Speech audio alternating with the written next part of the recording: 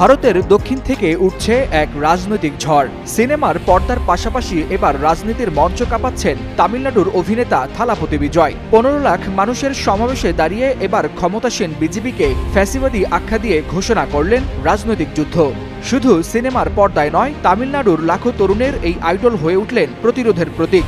বিশ্লেষকরা বলছেন, নরেন্দ্র মোদী শাসিত বিজেপি সরকারের বিরুদ্ধে থালাপতির এই ঘোষণা দেশটির দক্ষিণ ছাপিয়ে জাতীয় রাজনীতিতে তৈরি করবে এক নতুন সমীকরণ। 2026 সালের তামিলনাড়ু বিধানসভা নির্বাচনকে সামনে রেখে রাজনীতির অঙ্গনে আটঘাট বেঁধে নেমেছেন অভিনেতা থালাপতি বিজয়। গেল বৃহস্পতিবার মাদুরাইয়ের বিস্তীর্ণ মাঠে নিজ দলের দ্বিতীয় রাজ্য সম্মেলনে 15 লাখ মানুষের সমাবেশে দিয়েছেন এক ঝড়ো বার্তা। জানান, ফ্যাসিবাদী বিজেপির বিরুদ্ধে তাদের লড়াই শুরু। ভারতের প্রধানমন্ত্রী নরেন্দ্র মোদীর নেতৃত্বাধীন বিজেপিকে ধর্ম বিভাজনের হাতিয়ার বানানো এক শক্তি হিসেবে উল্লেখ করে সমাবেশে থালাপতি বলেন, গণতন্ত্রকে দুর্বল করে সমাজে বিভাজন ছড়িয়ে বিজেপি আজ ভারতের সবচেয়ে বড় আদর্শগত শত্রুতে পরিণত হয়েছে।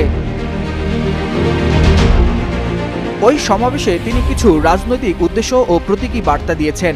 বিজয় জানান, তাদের একমাত্র আদর্শগত শত্রু হলো বিজেপি, আর রাজনৈতিক শত্রু হলো দ্রাবিড় মুনেত্র কাজাগাম বা ডিএমকে। তার নিজের রাজনৈতিক দল টিভিকের উদ্দেশ্যে বলেন, এটা এমন কোনো রাজনৈতিক দল নয় যারা কাউকে ভয় পায় কিংবা কোনো আন্ডারগ্রাউন্ড মাফিয়া ব্যবসা পরিচালনা করে। পুরো তামিলনাড়ুর শক্তি তাদের সঙ্গে আছে উল্লেখ করে তিনি ফ্যাসিবাদী বিজেপি ও বিষাক্ত ডিএমকের বিরুদ্ধে রাজনৈতিক যুদ্ধ ঘোষণা করেন ওই সমাবেশে।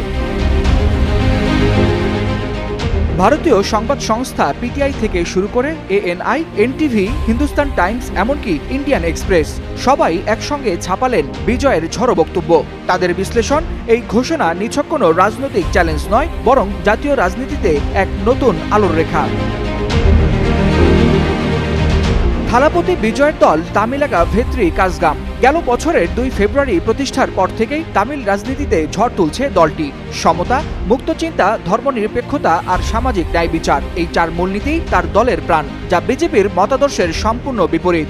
স্থানীয় তরুণদের হৃদয়জয়ী এই নায়কের ডাক যেন দাবানলের মতো ছড়িয়ে পড়ছে পুরো ভারতে। সমাবেশে প্রতিটি বাক্যের পর ভেসে আসছিল করতালি আর উল্লাস।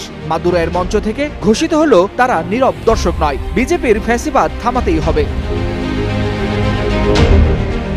বিশ্লেষকরা বলছেন, থালাপতির এই দৃঢ় ঘোষণা দক্ষিণ ভারতের সীমানা পেরিয়ে জাতীয় রাজনীতিতেও ব্যাপক আলোড়ন তুলবে।